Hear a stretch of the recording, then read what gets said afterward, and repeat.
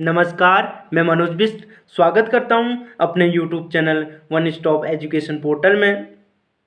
इस video lecture की शुरुआत करने से पहले आपसे मेरी एक रिक्वेस्ट है कि आपने अभी तक हमारे चैनल को सब्सक्राइब नहीं किया है तो प्लीज़ चैनल को सब्सक्राइब करें और बेल आइकन को ज़रूर दबाएं ताकि आने वाली वीडियो की नोटिफिकेशन जो है आपको तुरंत मिल जाए। इस वीडियो लेक्चर में यूजीसी नेट के फर्स्ट पेपर के पहला यूनिट टीचिंग एप्टीट्यूड के 10 most important previous year question को सॉल्व करेंगे। इससे पहले टीचिंग एप्टीट्यूड के 2 वीडियो लेक्चर को अपलोड कर दिया गया है, आप जाकर उन्हें देख सकते हैं। लिंक को वीडियो के डिस्क्रिप्शन बॉक्स में दिया गया है। तो आइए इस वीडियो लेक्चर की शुरुआत करते हैं। पहला क्वेश्चन है, निम्नलिखित में से कौन सा मूल्यांकन मानकों पर नज़र रखने के साथ समय समय पर आयोजित किया जाता है। पहला क्वेश्चन है कि कौन सा मूल्यांकन जो है इवैल्यूएशन मानकों पर नज़र रखने के साथ जो है समय समय पर आयोजित किया जाता है। तो इसका जो राइट आंसर होगा वो होगा योगात्मक मूल्यांकन। इसका राइट आंसर होगा योगात्मक मूल्यांकन जो है वो मानकों पर नज़र रखने के साथ जो है समय समय पर आयोजित किया जाता है। योगात्मक मूल्यांकन इसको समझते हैं। जब छात्रों के सीखने की बात आती है तो उनके शिक्षण संस्थान सीखने के ग्राफ, समझ के स्तर और प्रगति का विश्लेषण करने के लिए मूल्यांकन किया जाता है। मतलब कि जब छात्रों के सीखने की बात आती है तो अनेक जो शिक्षण संस्थान हैं सीखने के ग्राफ, समझ के स्तर और प्रगति का विश्लेषण करने के लिए मूल्यांकन करते हैं या इवैल्यूएशन करते हैं या इवैल्यूएशन किया जाता है। प्रारंभिक मूल्यांकन सीखने की प्रक्रिया के दौरान आयोजित किया जाता है। प्रारंभिक मूल्यांकन जो है सीखने की प्रक्रिया के दौरान आयोजित किया जाता है, जबकि योगात्मक मूल्यांकन जो है वो मानकों पर नज़र रखने के साथ जो है समय समय पर या केवल पाठ्यक्रम या इकाई के अंत में किया जाता है। इकाई के अंत में यानी क्लास के अंत में जो है वो योगात्मक मूल्यांकन किया जाता है। योगात्मक मूल्यांकन या सम्मेटिव इवैल्यूएशन जिसे कहते हैं, छात्र के मूल्यांकन को संदर्भित करता है। योगात्मक मूल्यांकन क्या करता है कि छात्रों के मूल्यांकन को जो है संदर्भित करता है जो परिणाम पर केंद्रित है। योगात्मक मूल्यांकन जो है परिणाम यानी रिजल्ट पर जो है आधारित है। यह ग्रेडिंग प्रक्रिया का एक हिस्सा है। योगात्मक मूल्यांकन जो है ग्रेडिंग प्रक्रिया का जो है क्या है, एक हिस्सा है जो प्रतिभागियों को समय समय पर दिया जाता है। प्रतिभागियों को या स्टूडेंट को कह सकते हैं कि समय समय पर दिया जाता है। योगात्मक मूल्यांकन क्या है कि छात्रों को मूल्यांकन के संदर्भित करता है, छात्रों को के मूल्यांकन को संदर्भित करता है जो परिणामों पर आधारित है या केंद्रित है। यह ग्रेडिंग प्रक्रिया का एक हिस्सा है जो प्रतिभागियों को समय समय पर दिया जाता है। आमतौर पर पाठ्यक्रम, शब्द या इकाई के समापन पर यह आयोजित किया जाता है। योगात्मक मूल्यांकन जो है आमतौर पर पाठ्यक्रम, शब्द या इकाई के समापन पर आयोजित किया जाता है। इसका प्रमुख उद्देश्य की अगर बात करें, योगात्मक मूल्यांकन या समेटिव इवैल्यूएशन की उद्देश्य या ऑब्जेक्टिव के अगर बात करते हैं तो पाठ्यक्रम या कार्यक्रम की प्रभावशीलता का मूल्यांकन करना।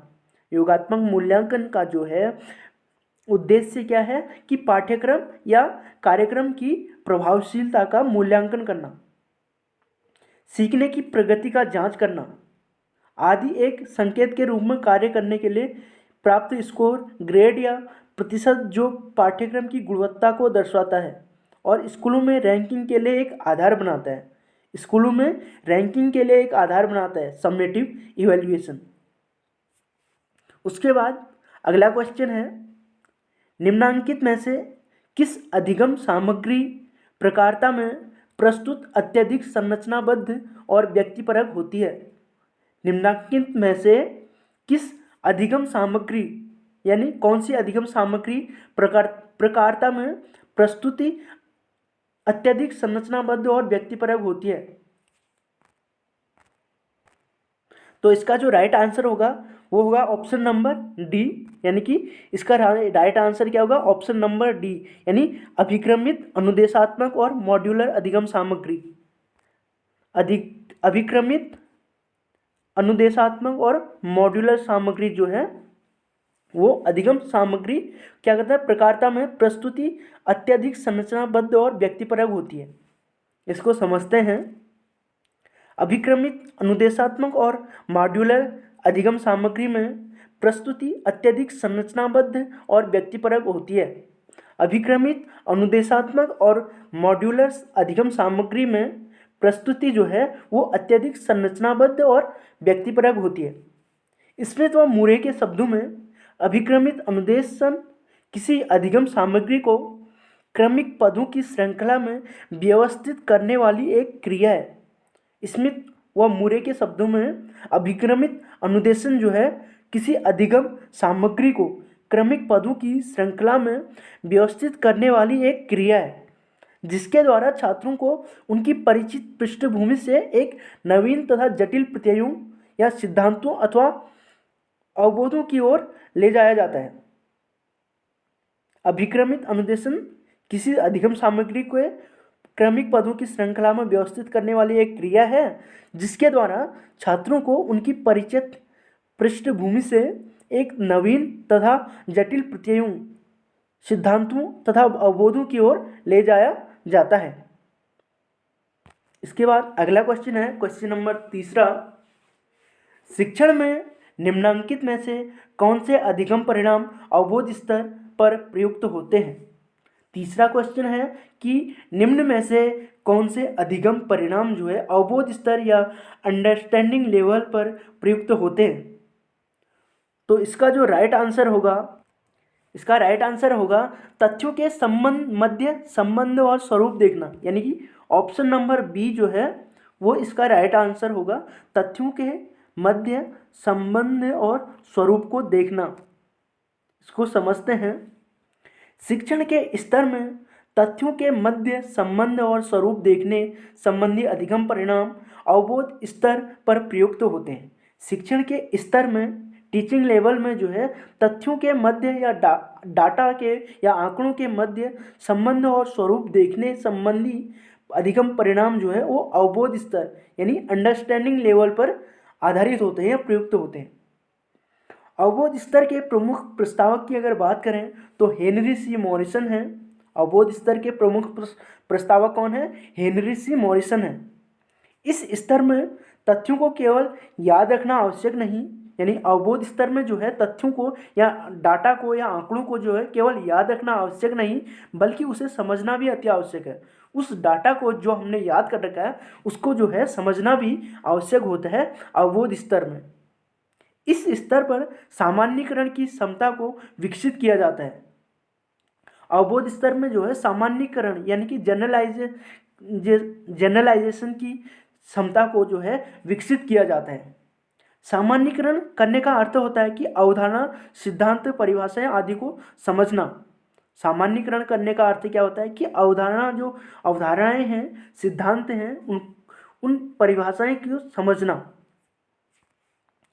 उसके बाद क्वेश्चन नंबर 4 है कि निम्नांकित में से कौन से कथन शिक्षण और अधिगम के मध्य अंतर करते हैं। चौथा क्वेश्चन है कि कौन से कथन जो है शिक्षण और अधिगम के मध्य अंतर करते हैं। तो इसका राइट आंसर होगा option number A. Option number A यानी कि ए, सी और ई। ए, सी, ई और ई, यानी ए क्या है? शिक्षण एक सामाजिक कृत्य है, जबकि अधिगम एक निजी कृत्य है। शिक्षण क्या है? एक सामाजिक कृत्य है और अधिगम जो है एक निजी कृत्य है। उसके बाद सी है, शिक्षण बेचने के समान है, जबकि अधिगम खरीदने के समान है।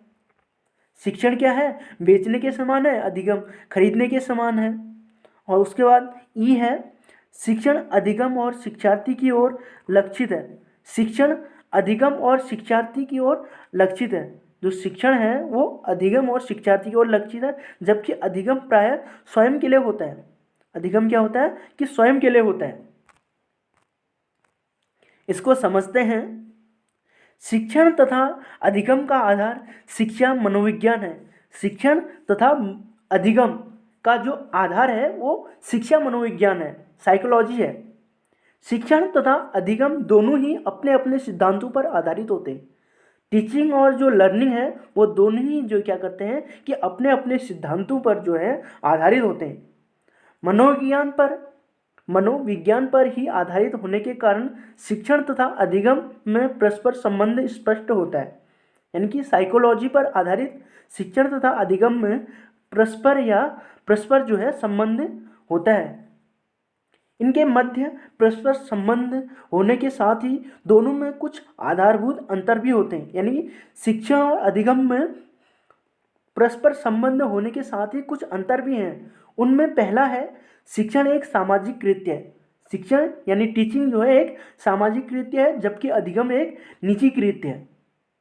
दूसरा है शिक्षण बेचने के समान है, यानी टीचिंग जो है वो बेचने के समान है, जबकि अधिगम खरीदने के समान है। शिक्षण अधिगम तथा विद्यार्थी की ओर लक्षित है। शिक्षण जो है वो अधिगम तथा विद्यार्थी की ओर लक्षित है, जबकि अधिगम स्वयं के लिए होता है। चौथा है कि अधिगम का क्षेत्र जो है वो व्यापक होता है। अधिगम का क्षेत्र क्या होता है? व्यापक होता है, जबकि शिक्षण में इतनी व्यापकता नहीं होती है। शिक्षण जो है कार्यपरक प्रक्रिया है, जबकि अधिगम निष्पत्तिपरक प्रक्रिया है। शिक्षण क्या है? कार्यपरक प्रक्रिया है, जबकि अधिगम जो है निष्पत्तिपरक प्रक्रिया है। उसके बाद अगले क्वेश्चन की बात करते हैं। क्वेश्चन नंबर 5वां है, निम्नांकित में से कौन से कक्षा संबंधी कारक शिक्षण की प्रभाविता को प्रभावित करते हैं? कौन से कक्षा संबंधी कारक जो है वो शिक्षण की प्रभाविता को प्रभावित करते हैं? इसका जो राइट आंसर होगा वो होगा ऑप्शन नंबर सी। इसका राइट आंसर होगा option number C. A, B और डी इसके जो है राइट आंसर होगा। ए यानी विद्यार्थियों का कार्य से पहले का व्यवहार। बी है अध्यापक द्वारा संप्रेषण के संरेखी पैटर्न का पालन। बी क्या है कि अध्यापक द्वारा संप्रेषण के संरेखी पैटर्न का पालन। उसके बाद डी है अध्यापक द्वारा प्रौद्योगिकी संसाधनों का अनुचित प्रयोग। जो है ये कक्षा संबंधी कारक जो है ये कारक जो है शिक्षण की प्रभाविता को प्रभावित करते हैं। इसको समझते हैं। प्रभावी शिक्षण के माध्यम से शिक्षक कक्षा की सजीवता को बनाए रखता है। प्रभावी शिक्षण की माध्यम से जो है शिक्षक कक्षा की सजीवता को बनाए रखता है। एक प्रभावी शिक्षक ही प्रभावशाली शिक्षण में सक्षम होता है। एक प्रभावी शिक्षक ही जो है प्रभावशाली शिक्षण में सक्षम होता है। निम्नलिखित कारक एक कक्षा से संबंधित कारक हैं जो कक्षा शिक्षण की प्रभावशीलता को प्रभावित करते हैं। कक्षा शिक्षण की प्रभावशीलता को प्रभावित करने वाले कारक हैं। पहला है कि विद्यार्थियों का कार्य से पहले का व्यवहार प्रभावशाली शिक्षण को प्रभावित करता है। पहला क्या है कि विद्यार्थियों का कार्य से पहले जो है पहले का जो व्यवहार है वो प्रभावशाली शिक्षण को प्रभावित करता है। दूसरा है अध्यापक द्वारा संप्रेषण के संरेखी पैटर्न का पालन जो है वो प्रभावशाली शिक्षण को प्रभावित करता है। उसके बाद तीसरा है अध्यापक द्वारा प्रौद्योगिकी संसाधनों का अनुचित प्रयोग होने से प्रभावशाली शिक्षण पर प्रभाव डालता है। अध्यापक द्वारा प्रौद्योगिकी संसाधनों का अनुचित प्रयोग होने से जो है प्रभावशाली शिक्षण पर प्रभाव पड़ता है। उसके बाद अगला क्वेश्चन है, एक शिक्षक द्वारा कक्षा में सूचनाओं का अधिक भार बढ़ाए जाने पर क्या होगा? छठा क्वेश्चन है कि एक शिक्षक द्वारा कक्षा में सूचनाओं का अधिक भार बढ़ाए जाने पर क्या होगा? तो इसका जो राइट आंसर होगा वो होगा ऑप्शन नंबर डी, यानी प्रतिपुष्टि में देरी होगी। यानी फीडबैक देने में, छात्रों द्वारा फीडबैक देने में जो है वो देरी होगी। इसको समझते हैं। जब एक शिक्षक अपनी कक्षा शिक्षा में एक ही समय में ढेर सारी सूचनाओं का प्रेषण एक ही समय में एक बार में कर देता है, जब एक शिक्षक जो है अपनी कक्षा शिक्षा में एक ही समय में ढेर सारी सूचनाओं का प्रेषण जो है एक ही समय में एक बार में कर देता है, तो बच्चों के अधिगम में जो है समस्या हो जाती है। बच्चों के लर्निंग में जो है अधिगम में समस्या उत्पन्न हो जाती है और वे उस पर उचित प्रतिपुष्टि नहीं दे पाते हैं। बच्चे क्या करते हैं कि उस पर जो है फीडबैक नहीं दे पाते हैं। प्रतिपुष्टि के अभाव में इस बात की जानकारी नहीं हो पाती है कि विद्यार्थी सीख रहा है या नहीं।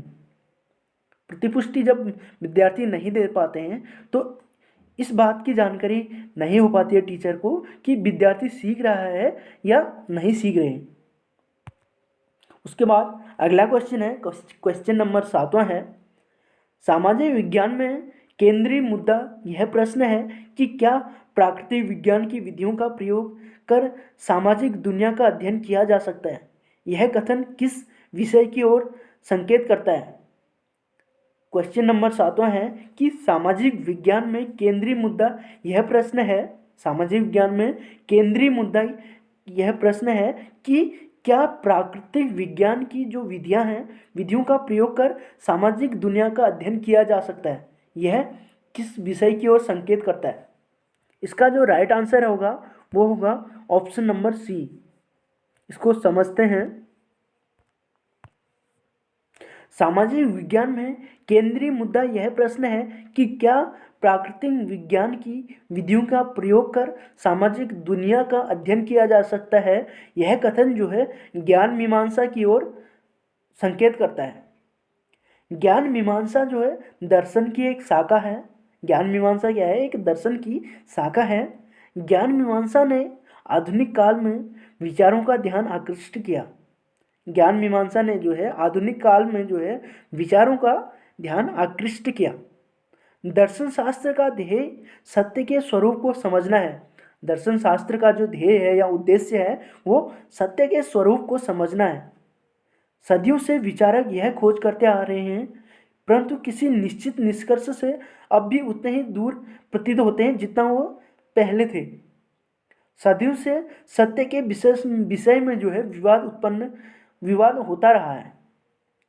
इस प्रकार जो सामाजिक विज्ञान में केंद्रीय मुद्दा है कि प्राकृतिक विज्ञान की विधियों का प्रयोग कर सामाजिक दुनिया का अध्ययन किया जा सकता है, यह जो है ज्ञान मीमांसा की ओर संकेत करता है।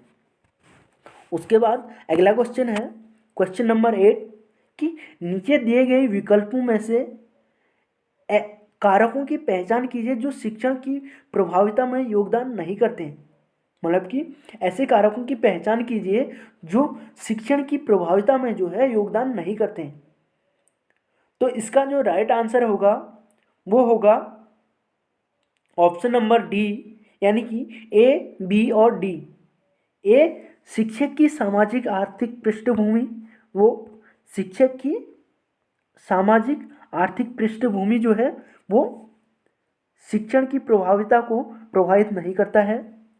दूसरा, छात्रों का प्रयत्न करने में शिक्षक का कौशल। दूसरा क्या है कि छात्रों का प्रयत्न करने में शिक्षक का कौशल।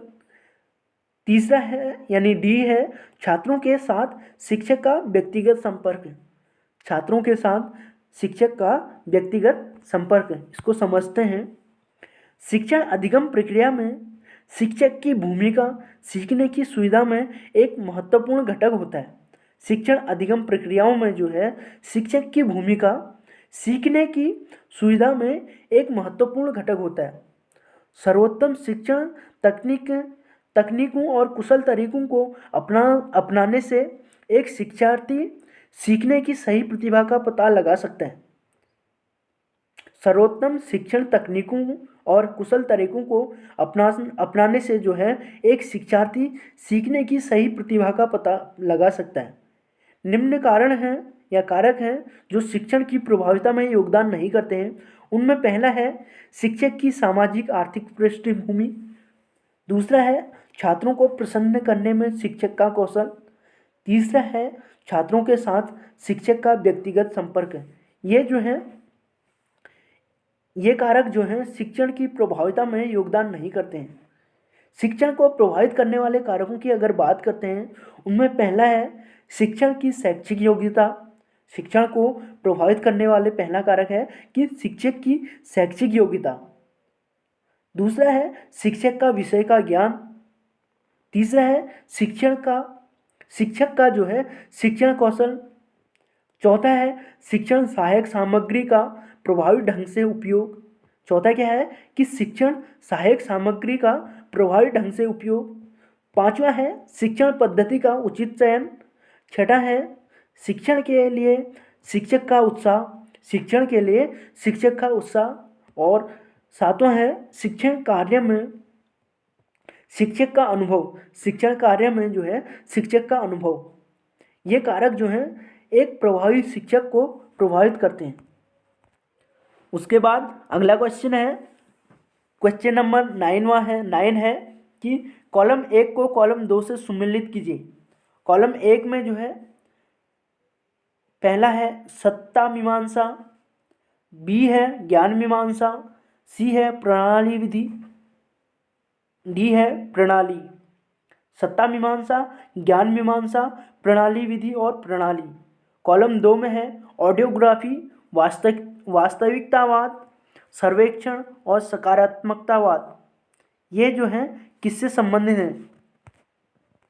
इसका जो राइट आंसर होगा वो होगा ऑप्शन नंबर डी, यानी कि ए जो है वो संबंधित है वास्तविकतावाद से। सत्ता मीमांसा जो है वो वास्तविकतावाद से संबंधित है। सत्ता मीमांसा किससे संबंधित है? वास्तविकतावाद से। उसके बाद बी है ज्ञान मीमांसा। बी क्या है? ज्ञान मीमांसा। ये जो है सकारात्मकतावाद से संबंधित है। ज्ञान मीमांसा जो है वो सकारात्मकतावाद से संबंधित है। उसके बाद है सी प्रणाली विधि। प्रणाली विधि जो है वो आइडियोग्राफी से संबंधित है। प्रणाली विधि किससे संबंधित है? आइडियोग्राफी से संबंधित है। उसके बाद प्रणाली है, प्रणाली जो है वो सर्वेक्षण से संबंधित है। समझते हैं? यानी कि सत्ता मीमांसा जो है वो वास्तविकवाद से संबंधित है। उसके बाद ज्ञान मीमांसा जो है वो सकारात्मकतावाद से संबंधित है। उसके बाद है प्रणाली विधि जो है वो आइडियोग्राफी से संबंधित है। उसके बाद है प्रणाली जो है वो सर्वेक्षण से संबंधित है। उसके बाद अगला क्वेश्चन है क्वेश्चन नंबर 10, जो लास्ट क्वेश्चन होगा। निम्न में से कौन सा आकलन संबंधी पूर्वाग्रह में योगदान नहीं करता है? निम्नलिखित में से कौन सा आकलन संबंधी पूर्वाग्रह में योगदान नहीं करता है?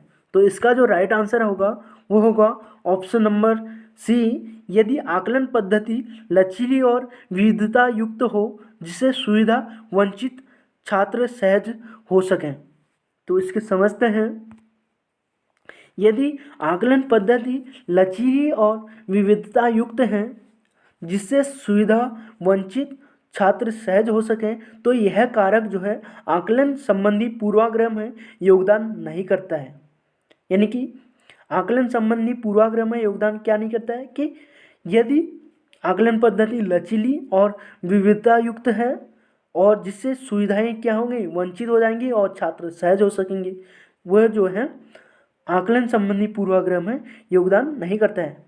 पूर्वाग्रह का अर्थ पूर्व निर्णय लेना है। पूर्वाग्रह का अर्थ क्या है कि पूर्व निर्णय लेना, अर्थात किसी मामले के तथ्यों की जांच किए बिना ही राय बना लेना या मन में निर्णय ले लेना पूर्वाग्रह कहलाता है। पूर्वाग्रह का अर्थ है कि पूर्व निर्णय लेना, अर्थात किसी तथ्य की जांच किए बिना ही जो है राय बना लेना, वो जो है पूर्वाग्रह कहलाता है। धन्यवाद। आशा करता हूँ कि यह वीडियो लेक्चर आपको पसंद आया होगा। बने रहिए हमारे YouTube channel one stop education portal में। धन्यवाद।